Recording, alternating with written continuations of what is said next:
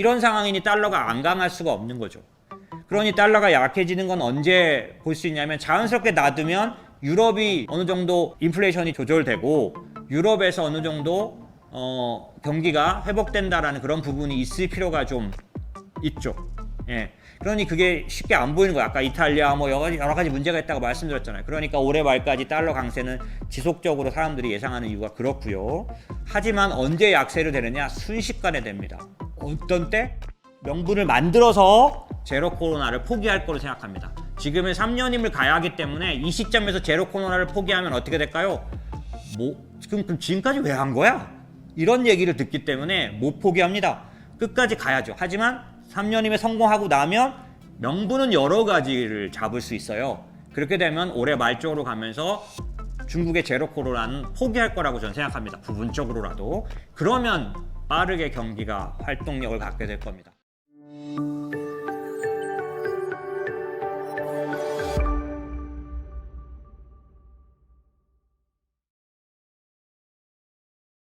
이이이님 질문 주셔서 감사합니다. 이제 환전해서 미국 주식으로 가기가 고민됩니다. 계속 강달러를 유지하다가 미국이 침체가 온 뒤에야 약달러 시대가 된다고 생각하는데 침체 전 약달러가 될 가능성은 없는 건가요? 약달러에 대한 달러 얘기시고요. 키흥님 질문 주셔서 감사합니다. 미국이 자국내 생산을 위해 제조국으로 나아간다고 하는데 그럼 지금은 인플레이션 때문에 강달러를 유지하지만 결국 미국은 약달러로 가겠다는 거겠죠?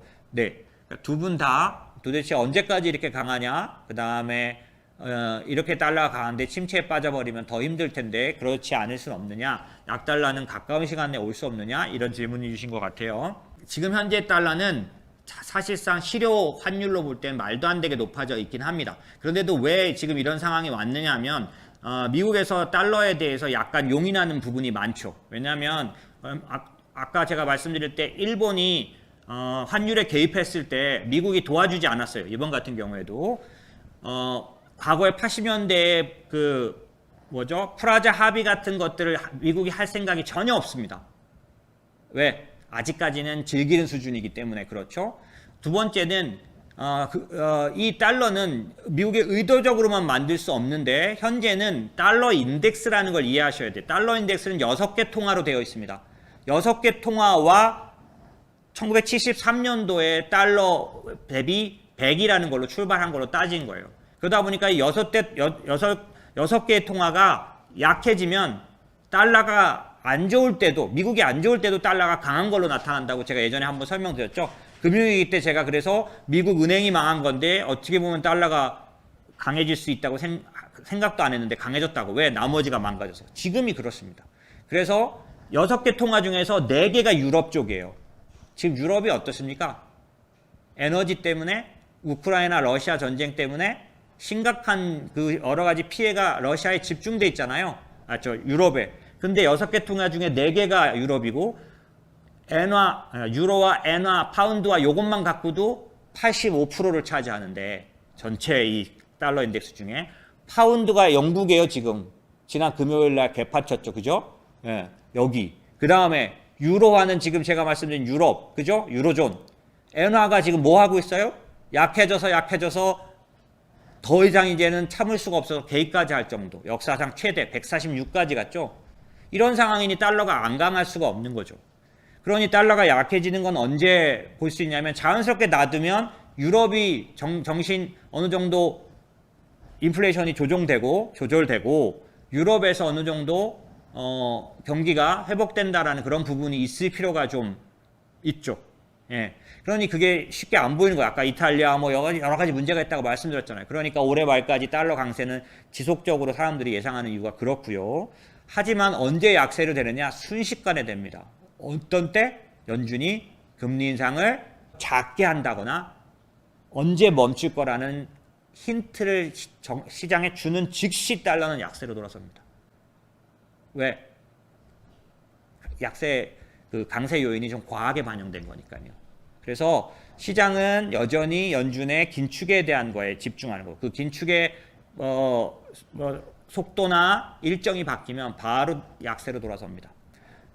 다만 여기서 한마디 더 말씀드리면 달러가 강세기 때문에 미국 주식을 투자하지 못하겠다라고 생각하시면 이거는 조금 다시 한번 생각해 보실 필요가 있어요. 왜냐하면 지금 이렇게 달러가 비싼데도 지금 미국 주식을 하세요라는 건 아니고요. 만약에 투자를 하시겠다는 걸 여러 가지 면에서 다 고려해 보셔서 투자를 하셔야 되겠다고 생각이 되시면 저한테 물어보면 오히려 지금이 투자하기엔 더 좋습니다. 미국 같은 경우. 왜냐하면 말씀드린 것처럼 다른 나라도 마찬가지죠. 우리나라도 지금 오늘 이렇게 깨져서 PBR로 0.8배까지 떨어졌어요. 역사상으로는 아주 저점 밴드에 들어가 있습니다. 다만 시장은 저점이면 바로 올라오지 않아요. 왜?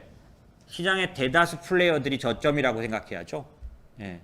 그렇지만 한 번도 그 저점인 거에 대한 그 부분을 이제 반영하지 않은 적은 없습니다. 얼마 안 지나서 반등이 나오거나 저점이란 것 때문에 반등의 속도가 굉장히 빠르거나 지난 7월달, 8월달에 미국 시장의 반등을 보세요. 거의 그 반등의 강도가 나스닥 같은 경우는 20 몇 프로로 올랐는데 많이 빠졌기 때문에 강하게 오릅니다. 주식만 유일하게 그런 탄력성을 갖고 있어요. 회귀성이라고 합니다. 많이 떨어지면 많이 오릅니다. 근데 많이 오른 정도가 빠르게 탄력있게 오릅니다. 공이 튀기듯이. 예. 그래서 증시격언에 골이 깊으면 산이 높다란 말이 그래서 나온 말이에요. 주식만 유일하게. 채권은 안 그래요. 주식은 깊이 빠지면 크게 오릅니다. 세게 오릅니다. 그렇기 때문에 말씀드린 것처럼 미국을 투자하는 거는 지금 좋은 시기인데 그렇게 얘기하지 말고 전 세계의 60% 이상 미국 시장이 차지해요. 그런데 전 세계의 2%도 안 되는 한국에다가 환율 때문에 투자해 놓으셔도요. 1년만 비교해도 3년만 비교해도 10년만 비교해도 지금 달러 강세로 인해서 나오는 환전 수수료 더 비싸게 환전한 거 빼고도 남을 만큼 미국이 훨씬 많이 올랐습니다. 한국에 비해서. 앞으로도 그럴 거고요. 그런 면에서는 앞으로도 투자를 하실 때 미국 비중은 만약에 이론적이라면 60% 이상 가져가야 합니다. 저희는 작년도,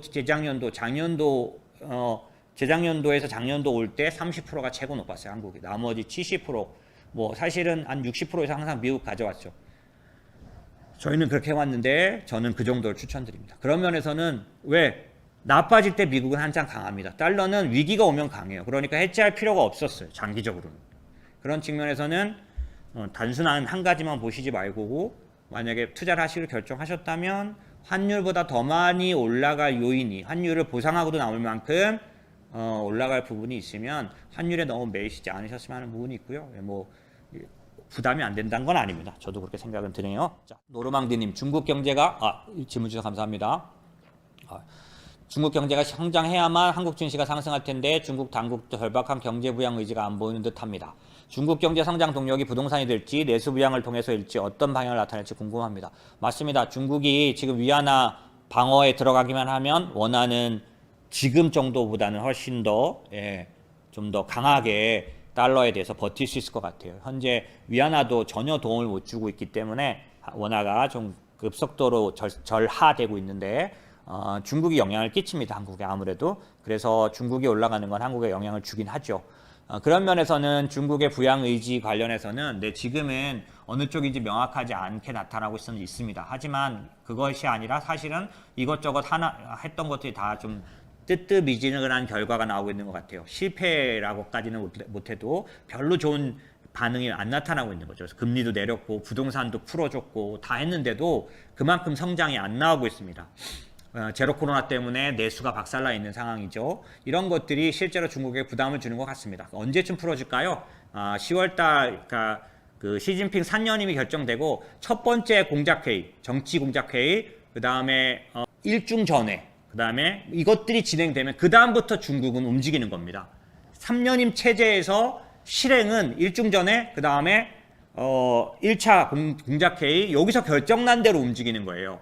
그거를 위한 부분들은 여러 가지로 지금 결정하고 있는데 부동산도 이제 부동산 살리기 위해서 그 지방 정부가 하고 있는 자금 투자라든지 이런 부분들에 대해서 지금 보완이 일어나고 인프라 투자 같은 경우. 그래서 인프라 관련해서 지금 상당 부분 좀 더 강력하게 영향을 줄 수 있는 준비를 하고 있고 내수 부양 당연히 하겠죠. 다만 제로 코로나 때문에 내수를 강하게 가져가는 데 있어서 좀 문제가 많은 것 같습니다. 하지만 이 부분도 지금 제 생각입니다. 제 생각에는 시진핑이 3년임이 결정되고 나면 11월, 12월을 통해서 정당성, 명분을 만들어서 제로 코로나를 포기할 거로 생각합니다. 지금은 3년임을 가야 하기 때문에 이 시점에서 제로 코로나를 포기하면 어떻게 될까요?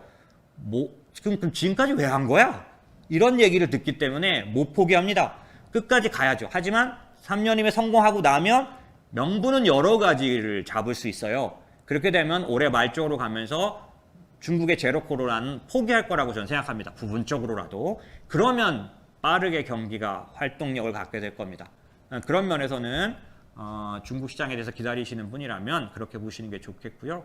저희는 굉장히 주의해서 중국 투자는 부분적으로 가져가고 있는데 어찌됐든 현재보다는 올해 말부터 사실은 내년도가 되면 미국보다 중국이 더 나을 수도 있어요. 성장에 있어서. 왜? 미국은 초기에 내년도 1분기 경에는 침체에 대한 부분들이 굉장히 많이 나타나지 않을까 싶습니다. 다만 주시장은 그 부분에 대한 반영 부분이라든지 그 다음에 금리가 내려간다는 거에 대한 그런 부분들이 오히려 주시장을 부양할 수 있을 거라서 주식은 미래를 보니까요. 그런 부분들은 좀 다를 거로 보여집니다.